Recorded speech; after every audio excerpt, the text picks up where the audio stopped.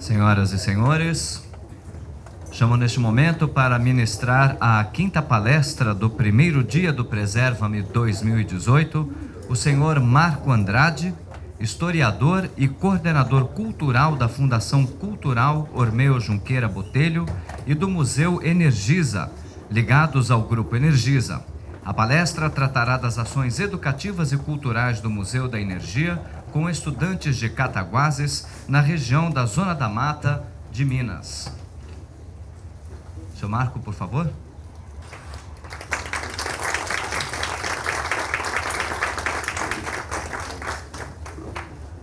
Boa tarde a todas e todos. É uma alegria, boa tarde. É uma alegria e uma honra estar aqui presente e poder falar para um evento que para mim é tão importante, eu tenho certeza que para todos nós, e principalmente sobre memória, né? Eu venho de uma cidade de 70 mil habitantes, coordeno o Museu Energisa lá e também as ações culturais da Fundação Ormeu Junqueira Botelho. E todas as vezes que as crianças ou os adolescentes vão visitar o museu, a primeira pergunta que eu faço para eles é qual a importância de um museu? Por que um museu é importante numa cidade pequena como a nossa, né? Não tão pequena, mas diante das capitais, das grandes cidades, uma cidade de 70 mil pessoas é uma cidade médio para pequeno porte. E a maioria das crianças nos diz que o museu é feito para guardar coisa velha. Vocês também devem escutar isso de vez em quando, né? E eu tentando explicar para elas que o museu é a casa da memória. E a memória é o que... E a palestra, o nome da palestra é qual a energia que te move? Qual a energia que nos move? A energia que me move são as pessoas, a troca que eu tenho com elas e a minha memória que vai ficar comigo, me ressignificando e dizendo quem eu sou a partir dessas lembranças que eu vou ter. Quando eu digo para uma criança que o museu é uma casa da memória e que ela ali está fazendo a história, que a voz dela ali ecoando naquela sala, ou eu naquelas salas, visitando o nosso acervo, ela vai deixar a marca dela, eu estou dizendo para ela que ela é importante e que por mais tecnologia que exista no mundo, a nossa luz é que deve sempre brilhar.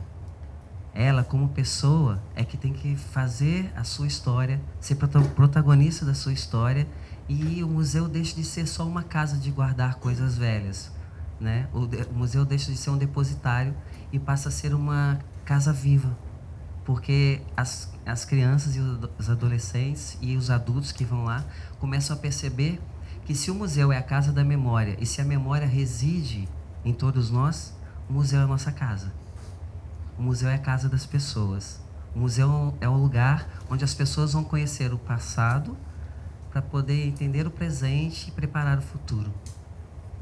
Então é com muito prazer que eu começo essa fala e até um pouco emocionado, porque eu sou um menino que veio de uma cidade muito pequena.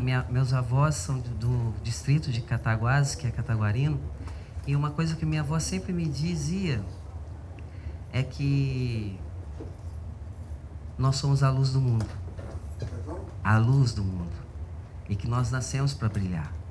Nós somos as joias do mundo, que a gente tem que se enfeitar do que a gente conhece, do que a gente reconhece no outro, e é isso que faz a gente ser diferente. Todo o nosso trabalho no Museu Energisa é voltado para o humano. Nós temos o acervo da eletricidade, da construção da usina Maurício, que é a primeira usina da região, a fundação dela foi em 1908, né? E a luz elétrica chegou em Cataguases em 1914.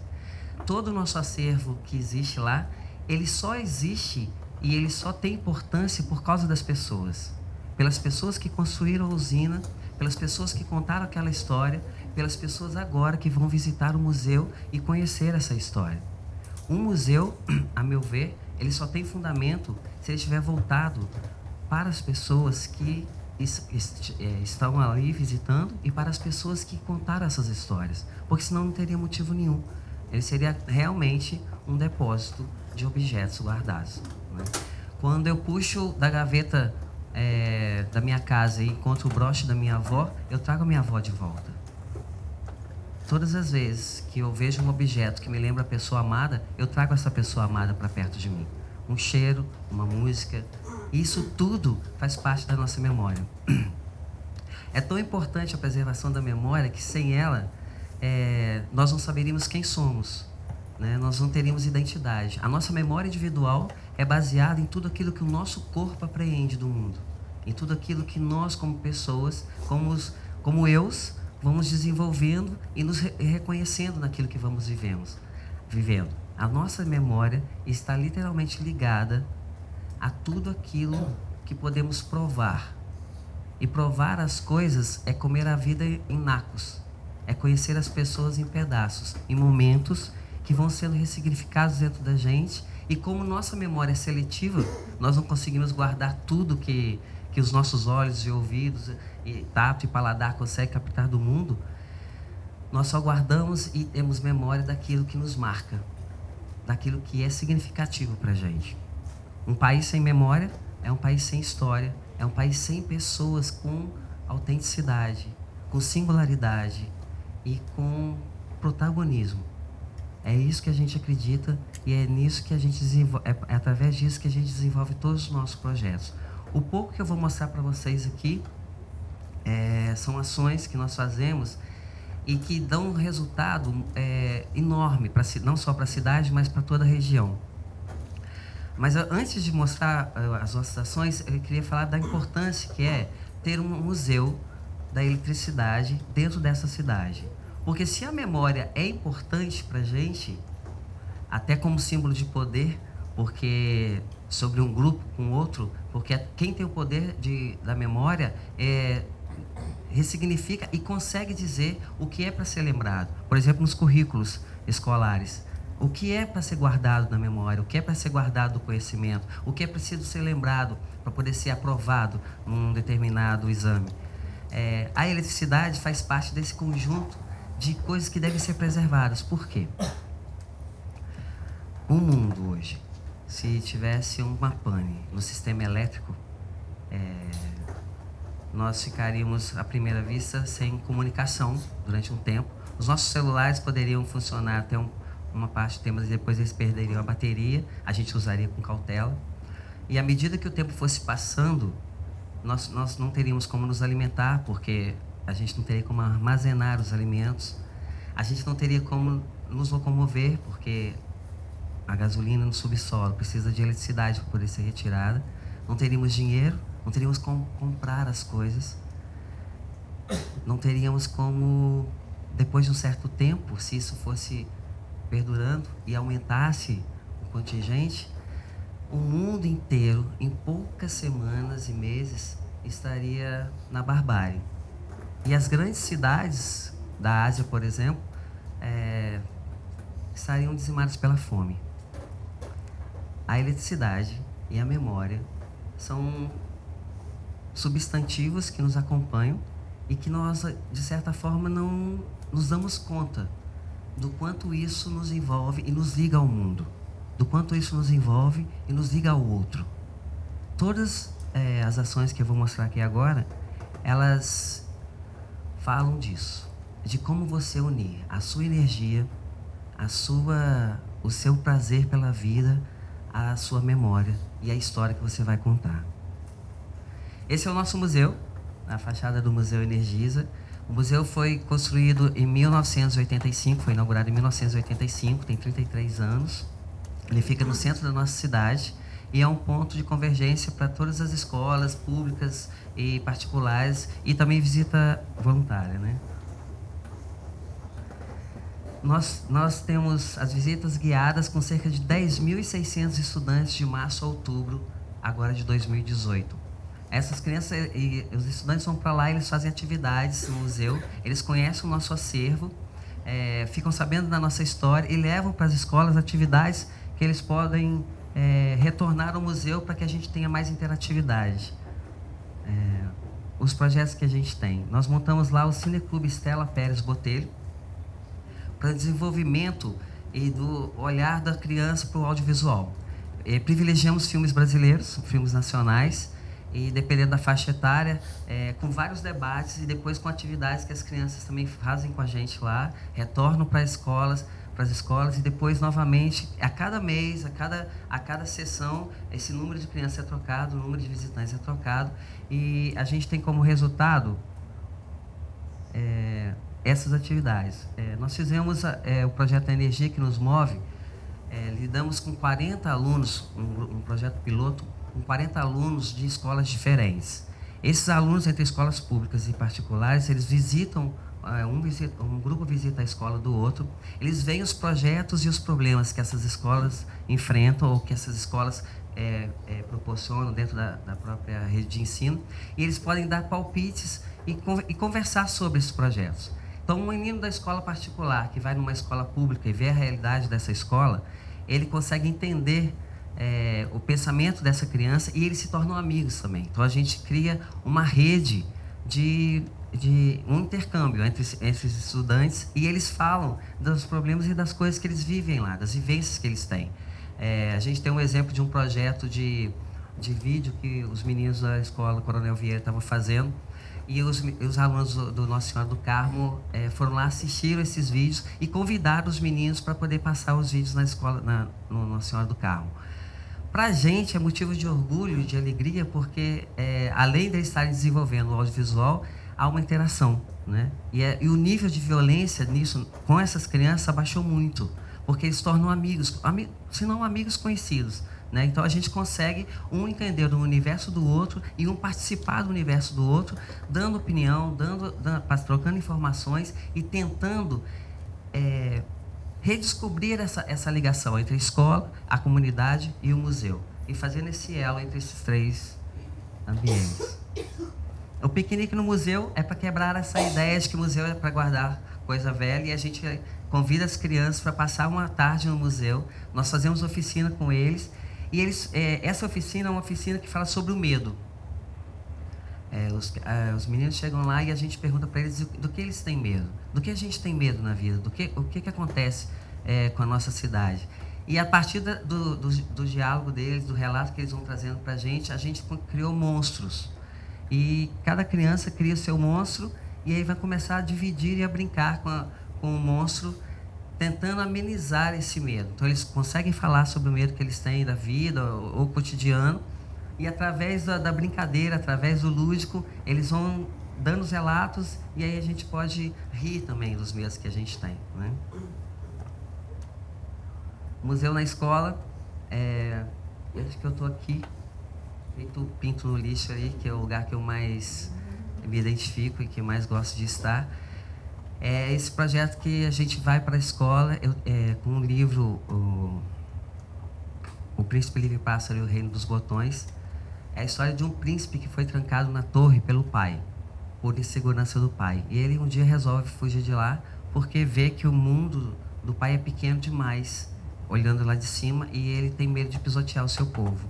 E quando ele desce da torre, ele consegue ver o que há no mundo e consegue conhecer as pessoas. A gente leva o livro para a escola, fazemos esse trabalho com as crianças e, mais uma vez, a gente tem os relatos da vida delas, do que elas pensam do livro, de como elas se identificaram, de que vivência elas podem trazer para a gente, e é uma troca entre as histórias que foram feitas e montadas de uma escola para outra. Não sei se está dando para perceber. Desculpa. Não sei se está dando para perceber, mas todas as nossas ações, elas são voltadas primeiro para crianças, né? E depois de um certo momento que a gente vai para os adolescentes, porque a gente sente na cidade um certo abandono e um certo descaso até das crianças que ficam nas ruas lá. E como isso no decorrer do tempo vai interferindo no crescimento dessa criança e na aproximação dela com as drogas.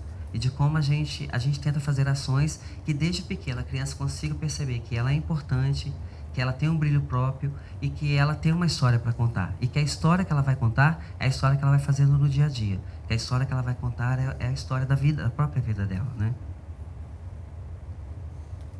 As parcerias. Nós, então, montamos uma oficina de teatro Pequenos Grandes Atores. E essa oficina, ela é composta de alunos de escolas particulares e públicas também. Essas crianças são selecionadas através de um teste também de aptidão. E eles fazem apresentações recorrentes no teatro que nós temos dentro do Centro Cultural Humberto Mauro. E esses espetáculos acontecem 2 vezes ao ano, uma no primeiro semestre, uma no primeiro semestre, outra no segundo semestre. E agora a gente está preparando um espetáculo de 30 anos da Fundação, com 280 crianças na praça pública, na Praça Santa Rita, que é uma praça no centro da nossa cidade, lá em Cataguases. Aí buscamos também uma parceria com os coletivos da cidade. Esse é o coletivo Poarim, que é o coletivo dos artesãos independentes. Nós chamamos os artesãos da cidade, as pessoas que produzem algo que seja diferente também, para poder expor no museu. Aqui é o pátio do museu, aí tem contação de histórias, essa feirinha também, gastronomia, isso tudo é voltado para a comunidade também, toda a renda é voltada para a comunidade, e a gente busca dessa forma estreitar esse laço entre o que nós fazemos lá dentro de uma instituição e a sociedade, a comunidade que vai visitar esse museu, buscando uma maior interação. Fazemos oficinas criativas com as famílias e os colaboradores da Energisa, porque a gente começou a notar que o próprio colaborador, às vezes, não conhecia a história da empresa e não conhecia o museu, e a gente sabe que, através da criança, a gente consegue chegar ao adulto. Então, a gente convida os crianças para poder ir lá, a gente faz oficinas, contação de histórias também. Esse acontece de 2 em 2 meses, esse evento. É um sucesso, assim, e acho que todo mundo gosta bastante. O Museu Energisa é seu endereço, Avenida Sofo Dutra, os nossos telefones de contato e o agendamento das escolas. Eu não sei se eu usei o tempo todo, mas que a gente tinha para falar. Vai dar tempo ainda? Tá bom. Basicamente, gente, todo o nosso trabalho é voltado para essas ações. Além dessas ações educacionais, assim, culturais, a gente tem uma série de ações dentro da usina cultural de relevância para a cidade, com festivais de bandas de música, festival de teatro, um festival grande de palhaços e palhaços, que é o encontro de palhaços e palhaços de todo canto, que a gente tem esse apoio. Nós apoiamos esse festival através do museu e da Fundação Meu Junqueira Botelho, para que a gente possa, dentro de uma cidade com um aspecto tão pequeno, populacional, a gente criar essa cultura de ir ao museu, de ir ao cinema, de fazer o teatro, porque a gente entende que o museu ele não funciona sozinho. Se ele não tiver esse olhar para a comunidade, ele é apenas mais uma instituição. E durante muito tempo, as pessoas ficavam receosas de entrar no museu, porque os museus, na maioria das vezes, ele tem um certo distanciamento. Talvez pela opulência da construção do prédio, talvez por não poder entrar descalço, por não poder entrar de short. E às vezes eu me perguntava, por que um menino picha o museu? Por que uma pessoa picha a fachada de um museu? Porque ela não se sente corresponsável com aquilo. Ela não consegue entender que o museu pertence a ela também. Então, a nossa preocupação, mesmo numa cidade pequena, é que o museu fosse uma casa de portas abertas. E ele é uma casa para a gente de portas abertas. A gente faz questão disso. A gente fica feliz e, ao mesmo tempo, intrigado quando um menino chega para a gente e pergunta e fala que o museu é uma casa, um lugar de guardar coisa velha. Quem passou essa mensagem para ele? De onde ele tirou essa ideia? E qual é o papel da escola nessa informação, nessa transição? Porque tudo que uma criança fala e tudo que uma criança sente e vive, todos nós sabemos que é espelho do que o adulto vivencia também. Então, para que a gente possa trazer mais pessoas para o museu, para que a gente possa trazer mais pessoas a fazerem cultura, a gente acredita que é através da criança. Que a gente tem que começar a moldar esse ser humano que com tantas perguntas, com tantas indagações e com tanta curiosidade pelo mundo, né? Com tanta curiosidade pela vida. É muito bacana quando, depois de uma visita com as escolas lá, que a professora traz para a gente faz questão disso, que a professora traz para a gente o resultado das atividades que a gente sugeriu, na verdade, né? E que o museu, muitas crianças desenham asas no museu, desenham o museu todo de portas abertas, desenham o museu como uma casa cheia de gente sorrindo.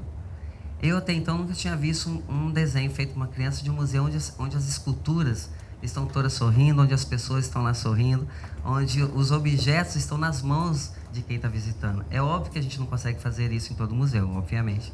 Mas o nosso museu, a gente possibilita isso.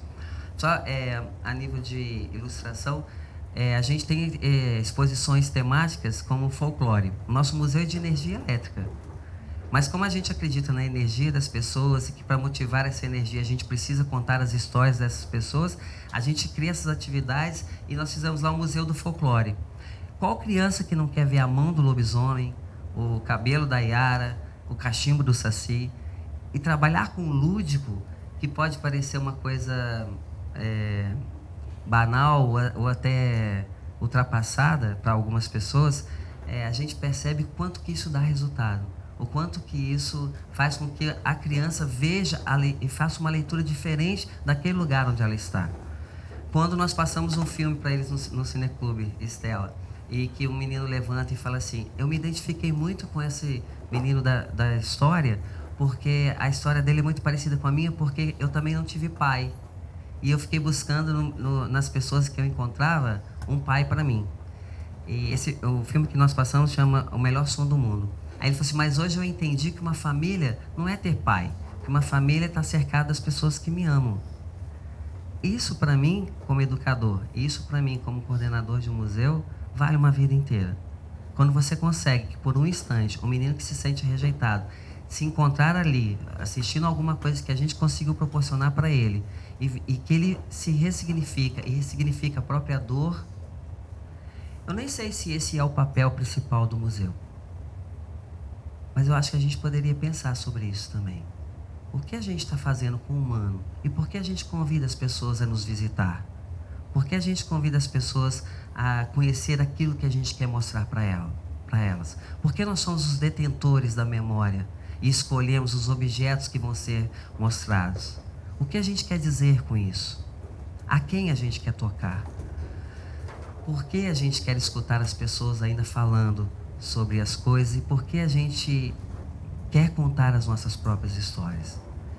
Eu acredito que a gente faz isso não só porque a gente quer deixar uma marca no mundo da passagem do humano aqui nesse planeta, mas porque a gente quer afeto, porque a gente quer se comunicar com o outro, ter uma ligação com aquela pessoa que às vezes a gente nem conhece e olhar nos olhos das pessoas e poder acreditar que ela é também importante porque ela nos ressignifica.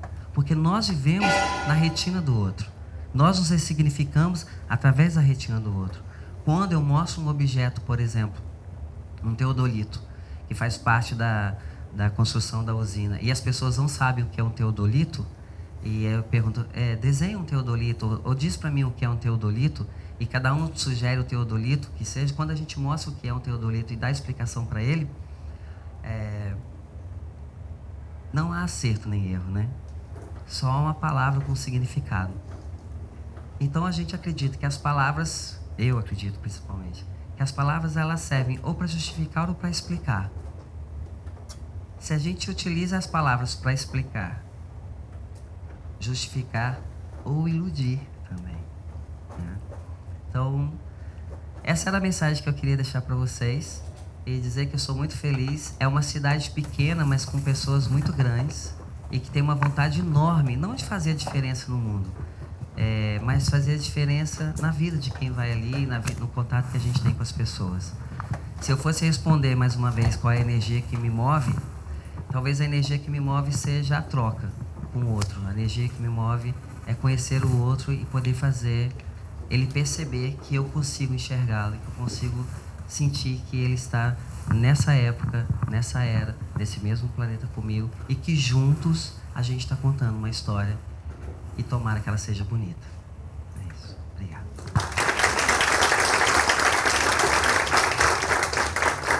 Abriremos espaço então para perguntas novamente. Alguma pergunta da plateia? Senhores ali? Sim.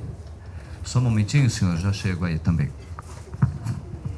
Vocês não utilizam a usina centenária de vocês para fazer Sim. ação educativa? Isso, nós utilizamos.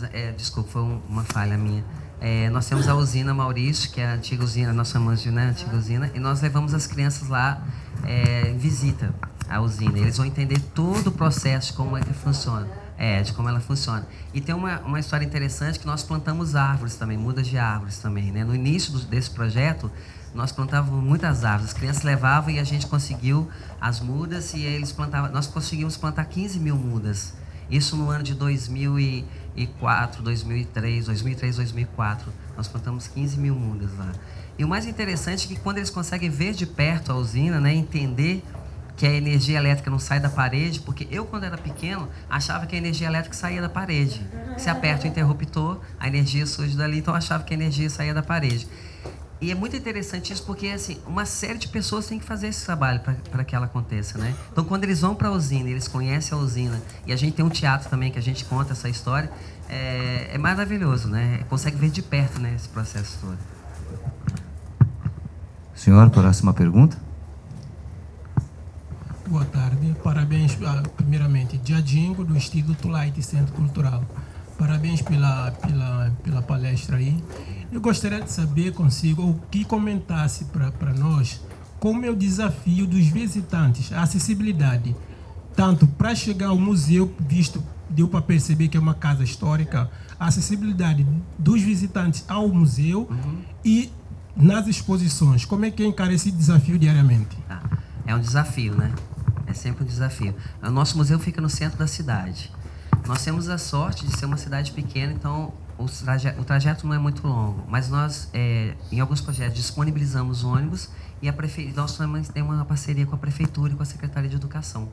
Então, a Secretaria de Educação, num determinado período, ela consegue levar as crianças até o museu. Como a gente tem essa dificuldade da criança ir no museu, nós vamos até a escola, que é aquele projeto que eu falei que eu fiquei perdido ali no meio da molecada. Nós vamos até a escola e a gente leva nós não levamos o acervo do museu, mas a gente consegue levar atividades que o museu proporciona para a escola. E aí sim, a gente convida a criança para poder ela ir com o pai ou com a mãe para chegar até o museu. Como a cidade é pequena, esse acesso é mais fácil do que, eu imagino, numa cidade grande como o Rio de Janeiro, né? E para entrar no museu, visto que eu vi que tem uma escada. Isso.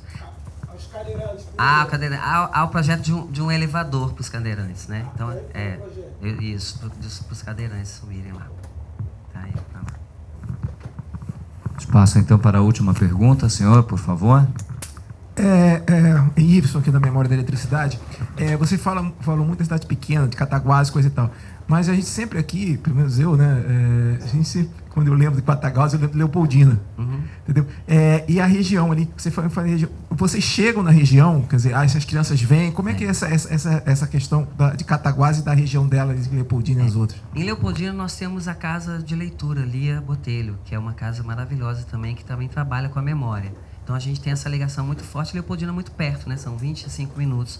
Então as escolas vão para lá de ônibus também, Muriaé, Astolfo Dutra, Miraí, Ubá. Então a gente tem essa região toda, o museu acaba atendendo a toda essa região ali. Outra coisa, mais umazinha, é o seguinte, vocês, a Energisa tem outros lugares, né? Tem aqui em Nova Friburgo, tem na Paraíba, no Mato Grosso do Sul, né? Como é que é essa questão de vocês lá da Fundação, na região, trabalhando com nesses outros locais que a Energisa existe? Nós criamos as usinas culturais. As usinas culturais fazem parte de um projeto em que viabiliza e favorece, valorizando a cultura local. Então, cada usina cultural tem a sua galeria de exposição, a maioria delas tem teatro também, e a gente possibilita essas apresentações teatrais, musicais, dentro das usinas culturais. É um projeto que a gente já tem há anos, algumas com mais atividades do que outras, né? Mas depende. E aí a gente vai fazendo essas parcerias para que a própria comunidade também possa criar essa demanda também. Que eu acho que o mais importante do que criar o espaço como uma usina cultural é a gente criar o público também, né? Essa formação de público também, para que o público também crie uma demanda de apresentações, de atividades culturais, para que possa utilizar os espaços que a gente tem. Mais alguém? Eu que agradeço a oportunidade, gente. Muito obrigado. E só tenho a agradecer mesmo. Obrigado, sim. Obrigado, senhor Marco Andrade, do Museu Energisa.